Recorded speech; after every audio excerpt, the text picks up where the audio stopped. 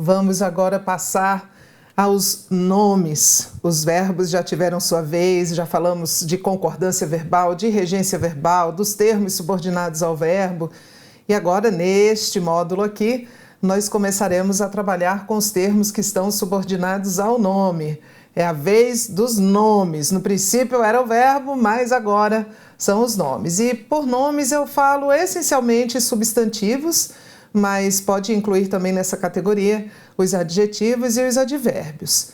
Nós estudamos os termos da oração subordinados ao verbo, que são objeto direto, objeto indireto, agente da passiva, adjunto adverbial. Vimos a representação nominal e oracional desses termos. E agora nós vamos estudar, olha aí na sua telinha, os termos da oração subordinados ao nome. Quando um termo está subordinado a um verbo, nós já sabemos o que ele pode ser. OD, OI, AP, que é agente da passiva, ou adjunto adverbial. Agora nós vamos ver quais são os termos da oração que podem se subordinar ao nome, ao substantivo essencialmente. Mas antes vamos rever aqui o que nós já sabemos. O diretor impôs novas metas aos gerentes. Eu tenho aqui um período simples. Há um único verbo, que é o verbo impor, e eu tenho aqui um sujeito, o diretor, um sujeito simples, cujo núcleo é diretor, um verbo. Vou ver quais são os termos que estão aqui subordinados ao verbo. Impôs o quê? Novas metas. Impôs a quem? Aos gerentes. Então, eu tenho aqui um OD e um OI na sequência. Então, volto para cá e sei que ele é um verbo transitivo direto e indireto. Eu posso especificar ainda mais. Vamos ver? Vamos lá. Diretor dentro do sujeito é o núcleo.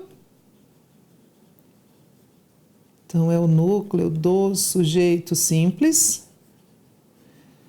Este o é um artigo. Eu quero que você esteja sempre acompanhado da sua tabela de correlação morfossintática. Aquela que a gente viu lá atrás e que eu falei para você imprimir e plastificar de preferência, pois eu quero que você esteja com ela em mão. Se não tiver, pare, pegue e volte. Isso aqui é um artigo. Consulte a sua tabela. Um artigo só pode exercer uma única função sintática na vida toda, coitadinho. Não tem diversificação. Todo artigo, para a sintaxe, é um adjunto adnominal. Aqui nesse objeto direto, eu tenho um núcleo. O governo ou o diretor impôs metas. Isso aqui é o núcleo do objeto direto. E novas é um adjetivo que está subordinado a este substantivo. Pronto. É este o nosso objetivo deste módulo. Saber como é que eu vou classificar sintaticamente esses termos que estão subordinados a nomes e não a verbos. Aqui, no objeto indireto, o núcleo é gerentes. Gerentes é o núcleo do OI. Aqui é uma preposição mais um artigo, certo? Esse aos. A preposição, lembre-se, não desempenha função sintática. São 3 as classes de palavras que não desempenham função sintática: preposição, conjunção e interjeição. E esse os é um artigo definido de gerentes. Então, bom, se é um artigo, já sei que é um adjunto adnominal. Sua tabela está em mão. É a única função que um artigo pode ter. Vamos para o segundo período. É essencial que o governo convença os deputados de que a reforma oferece vantagens. Aqui eu já tenho um período composto. Vamos sublinhar os verbos: convencer, forma verbal convença, e oferecer, forma verbal oferece. Eu tenho, pulei o primeiro. Então eu tenho 3 orações.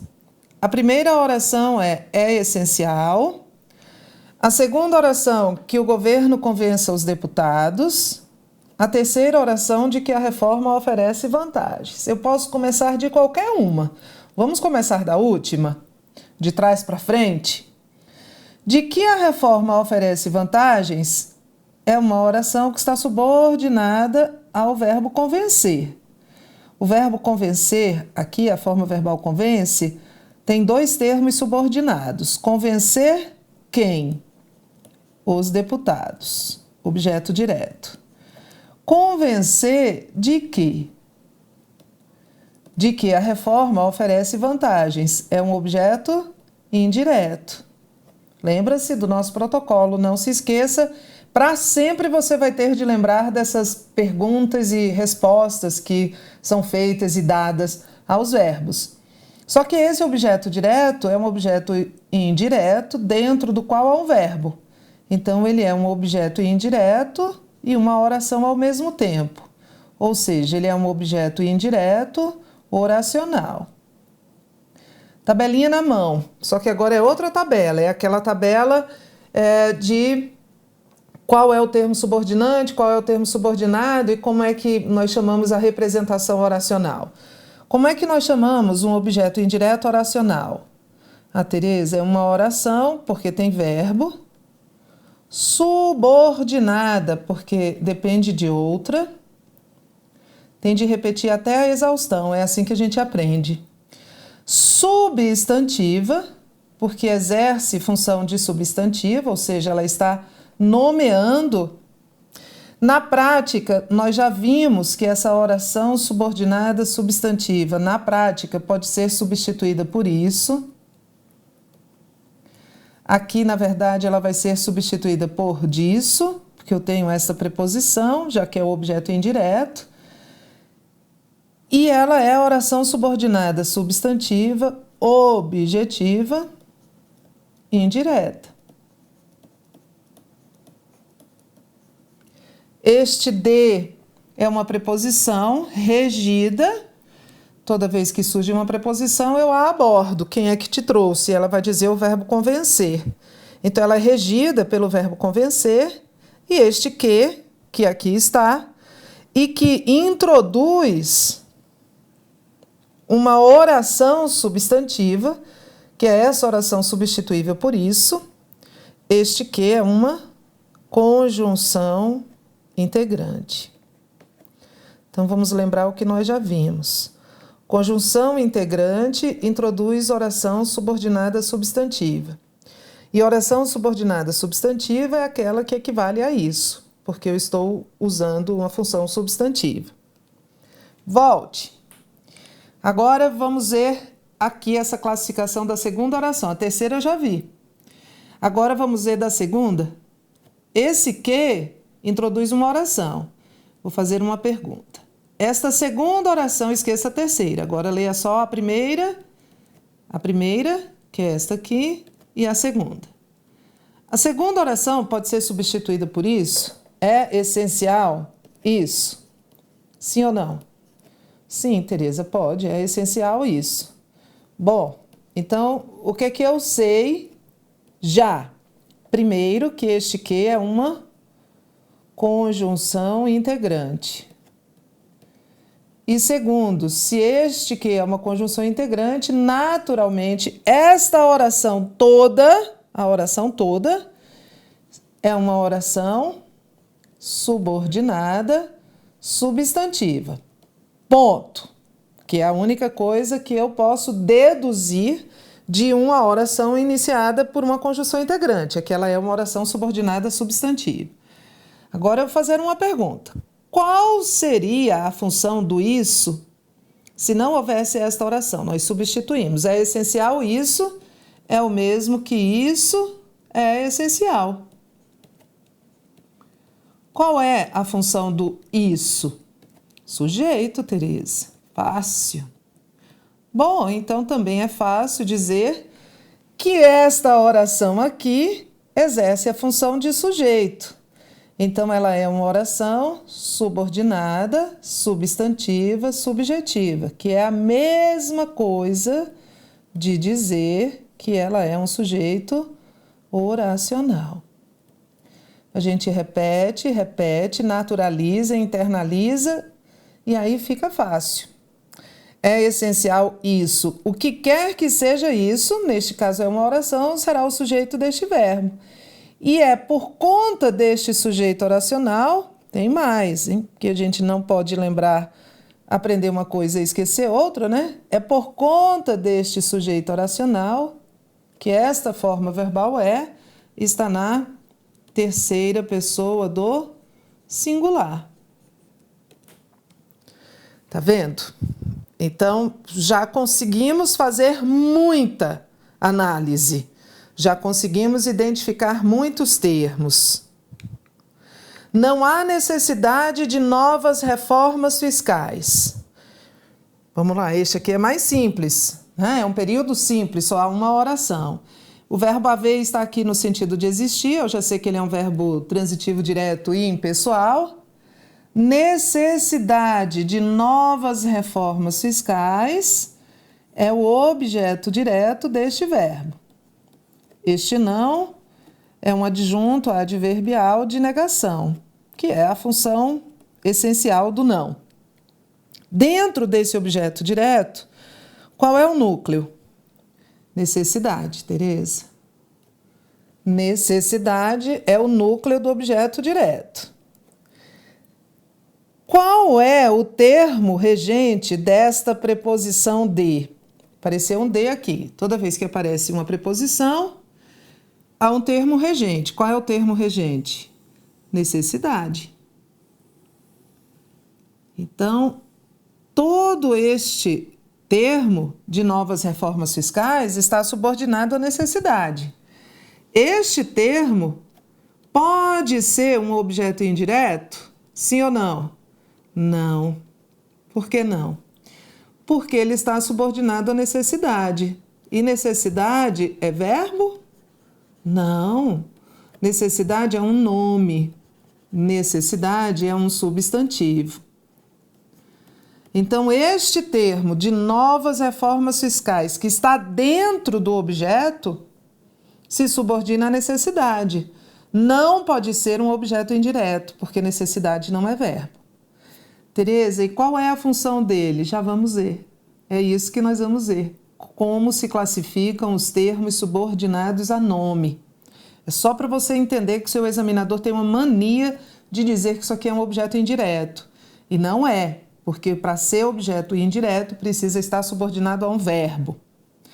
Muitos têm medo do desemprego. Vou fazer a análise aqui desta. Muitos, sujeito, tem verbo transitivo direto, medo do desemprego, objeto direto. Qual é o núcleo deste objeto direto? Medo. Medo é o núcleo desse objeto direto.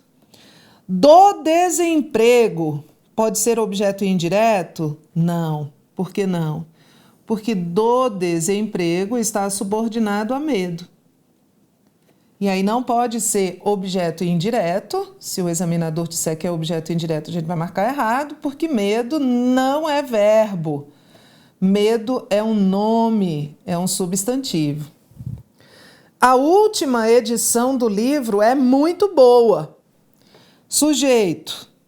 A última edição do livro. Esse é o sujeito. Núcleo do sujeito. Edição. Edição é boa. Qual a função de a? Esse a é fácil, é uma adjunta de nominal, é artigo. Qual a função de última? Qual é a função de do livro? Vamos ver nos próximos slides. E esse é muito boa é um atributo da edição do livro. Isso aqui é um verbo de ligação, esse aqui a gente pode até já classificar. O que é que um verbo de ligação faz? Liga. Sim, o que a que? Tereza, liga o sujeito ao predicativo do sujeito. Bom, então, predicativo do sujeito é esse muito boa. Então, olha a lógica da sintaxe, olha como a gente está avançando. Paciência, calma, muito treino, muita análise para a gente internalizar isso. E olha só que eu vou lhe dar outra tabelinha para você imprimir. É uma tabela agora que vai classificar os termos da oração que estão subordinados a um nome. Quando um termo da oração se subordina ao nome, como de novas reformas fiscais, que está subordinado à necessidade, ou do desemprego, que está subordinado a medo, ou última, que está subordinado à edição, quando um termo da oração está subordinado a um nome, nós vamos ter as seguintes possibilidades.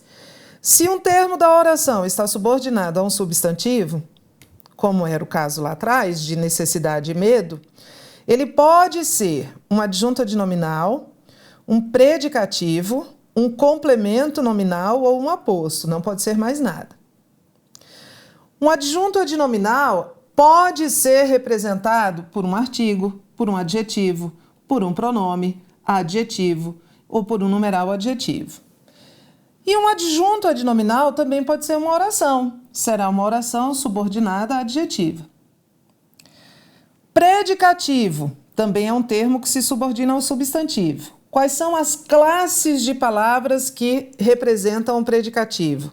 Adjetivo, substantivo, pronome substantivo e numeral substantivo. Pode ser uma oração? Pode. Será uma oração subordinada, substantiva, predicativa. Vamos ver tudo. Um termo que está subordinado a um substantivo pode ser um complemento nominal. O complemento nominal pode ser representado por que classes de palavras, Tereza? Substantivo, pronome substantivo, numeral substantivo. Pode ser uma oração? Sim, é um complemento nominal ou oracional. Será chamado de oração subordinada, substantiva, completiva, nominal. Um termo da oração que seja subordinado a um substantivo pode ser um aposto. E aí ele terá essas representações, será um substantivo, pronome substantivo ou numeral substantivo, e pode ser uma oração subordinada substantiva a positiva. Mas alguns termos da oração se subordinam a nomes que não são substantivos, alguns termos se subordinam a adjetivos. Por exemplo, ele é fiel ao seu time. Esse ao seu time está subordinado a fiel, certo? E fiel é um adjetivo. Então, um termo da oração que está subordinado a um adjetivo pode ser complemento nominal ou adjunto adverbial, porque nós já vimos lá atrás que os adjuntos adverbiais são o nome que a sintaxe dá aos advérbios. E os advérbios podem se subordinar a verbos, a adjetivos ou a outros advérbios. Tudo isso aqui é importante que você entenda para consulta, imprima, porque nós vamos usar muito esta tabela. Vamos lá. Primeiro termo que nós vamos ver em dupla, adjunto adnominal, faltando um N aqui, vou corrigir depois, adjunto adnominal e predicativo do sujeito. Veja, eu estou lhe dando duas orações. O atleta exausto concluiu a maratona. O atleta concluiu a maratona exausto. Nas duas, eu tenho as mesmas palavras. E nas duas, eu tenho um adjetivo, que é exausto. Este adjetivo, nas duas orações, está se referindo, está caracterizando o atleta, certo? Atleta, atleta. Exausto, exausto. E aí eu quero que você aprenda a consultar essa tabela. Vamos achar aqui, vou apagar, deixar limpinho. Vamos achar aqui, nessa terceira coluna, os adjetivos. Porque eu tenho uma palavra e eu sei a classe gramatical dessa palavra. Ela é um adjetivo. Achei e achei. O que um adjetivo pode ser, então, na vida? Eu venho para cá. Se eu sei a classe gramatical, se eu sei a classe gramatical, eu parto da terceira coluna e vou para a segunda. O que funções sintáticas um adjetivo pode desempenhar? Ah, Tereza, só duas. Um adjetivo ou será um adjunto adnominal ou será um predicativo. O artigo, se fosse um artigo, era fácil, porque o artigo, você está vendo, só apareceu aqui nessa terceira coluna uma única vez.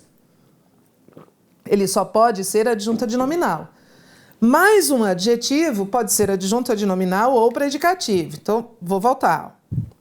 O atleta exausto concluiu a maratona. Exausto é um adjetivo.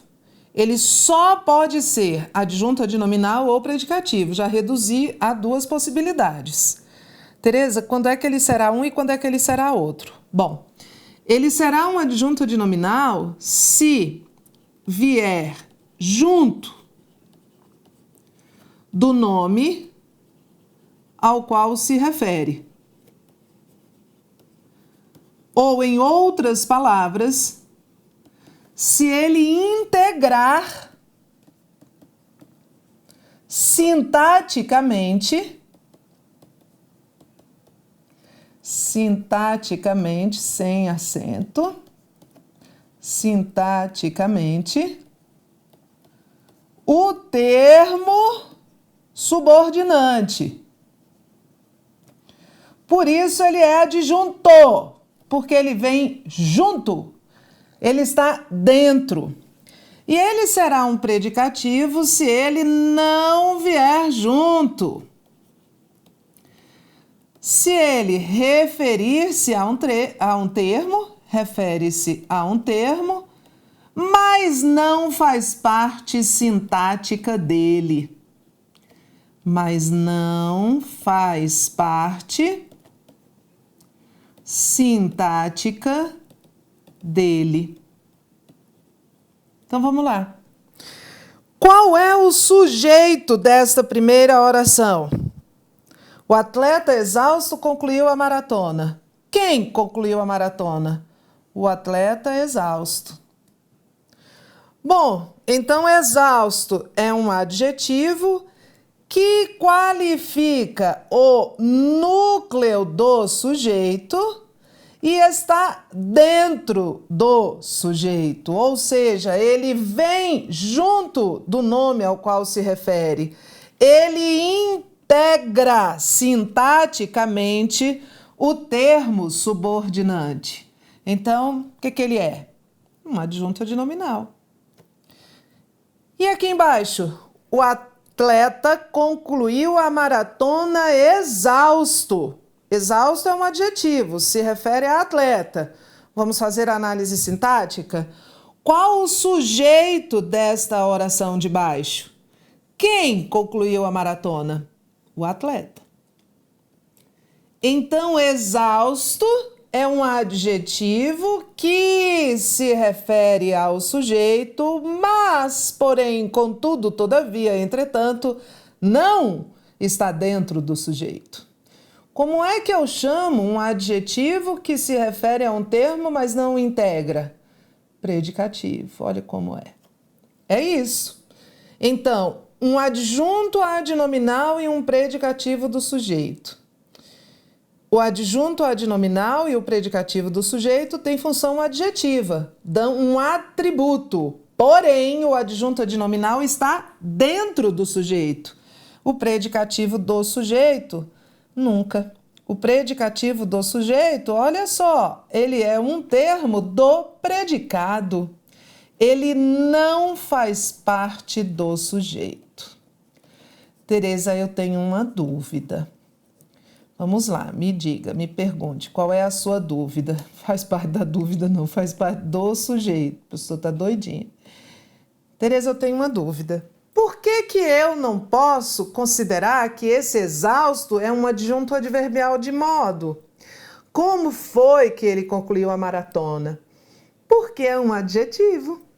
E os adjetivos nunca podem ser adjuntos adverbiais. Os adjuntos adverbiais são os advérbios e as locuções adverbiais. E, Tereza, como é que eu sei que é um adjetivo? Troque o atleta por a atleta. Como é que vai ficar a frase? A atleta concluiu a maratona exausta. Os atletas concluíram a maratona exaustos. Lembram-se de que os advérbios são invariáveis? Então não pode ser advérbio, logo não pode ser adjunto adverbial de modo. Então, a diferença entre o adjunto adnominal e o predicativo é que ambos, embora ambos tenham função adjetiva, mas nem todo predicativo é um adjetivo. Veja lá no quadrinho, você vê que alguns adjetivos, alguns substantivos exercem função predicativa, nós já vamos ver. Embora ambos, tanto o adjunto adnominal quanto o predicativo, tenham função adjetiva, o predicativo nunca está dentro do termo ao qual ele se refere. E o adjunto adnominal está sempre dentro. Por isso ele tem esse nome, porque ele está junto do nome. Vamos lá? Vamos lá, olha para cá. Vamos ver aqui mais situações. Fazer uma observação aqui. Onde há verbo de ligação, há predicativo do sujeito. Vamos parar para entender isso. O que um verbo de ligação faz na vida? Liga o sujeito ao predicativo do sujeito. É quase uma equação matemática. Olha, sujeito, verbo de ligação, predicativo do sujeito. Tereza, posso decorar a tabelinha dos verbos? Não, a gente já falou sobre isso, a gente já superou isso, que a gente não vai ficar decorando tabelinha. Mas nem sempre onde há predicativo do sujeito, o verbo é de ligação. Olha, 3 frases aqui para você. O avião está atrasado. O avião é o sujeito. Atrasado é um adjetivo que se refere ao sujeito, mas faz parte do predicado. É um predicativo do sujeito.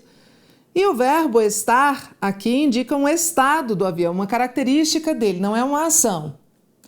Então, aqui eu tenho sujeito mais verbo de ligação mais predicativo do sujeito. Aqui embaixo eu tenho o avião chegou. O avião chegou é um verbo intransitivo. Se eu disser o avião chegou atrasado, eu vou ter um sujeito mais um verbo intransitivo e mais um predicativo do sujeito. Olha só. Então, preste atenção. Onde há verbo de ligação, há predicativo do sujeito. Não existe verbo de ligação sem predicativo do sujeito. Porque o verbo de ligação só tem este nome porque liga o sujeito ao seu predicativo. Mas é possível que eu tenha um predicativo do sujeito e que eu não tenha verbo de ligação. Como este caso aqui desta frase, o avião chegou atrasado.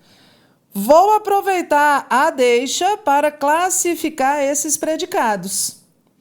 O avião está atrasado. O avião é o sujeito. Está atrasado é um predicado.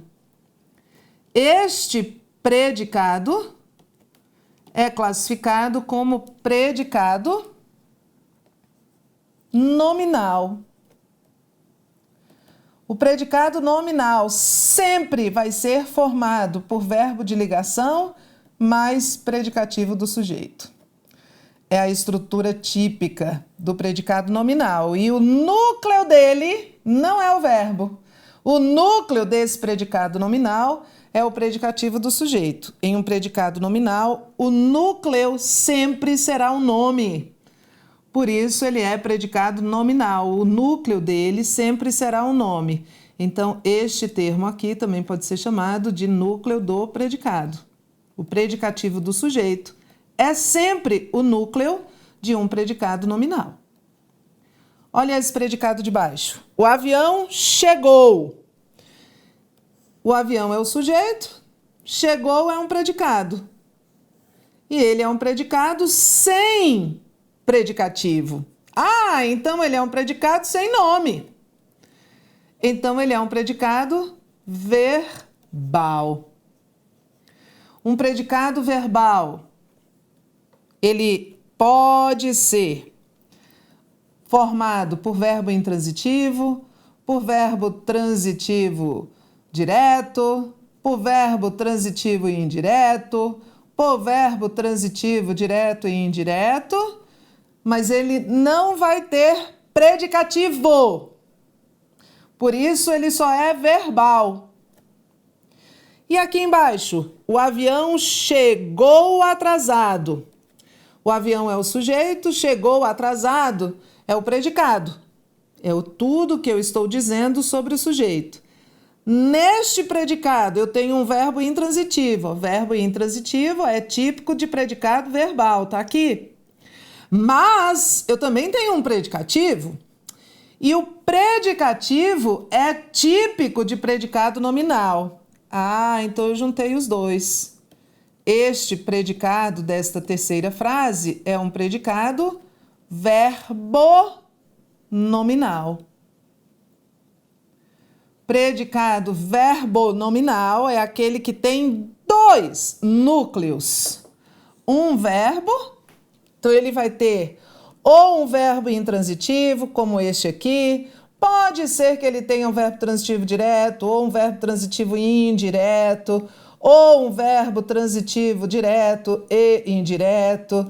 Só que ele também tem um predicativo. Por isso, ele é verbo nominal. Ele é verbo porque um dos núcleos dele é um desses verbos aqui. Intransitivo, transitivo direto, transitivo indireto, transitivo direto e indireto.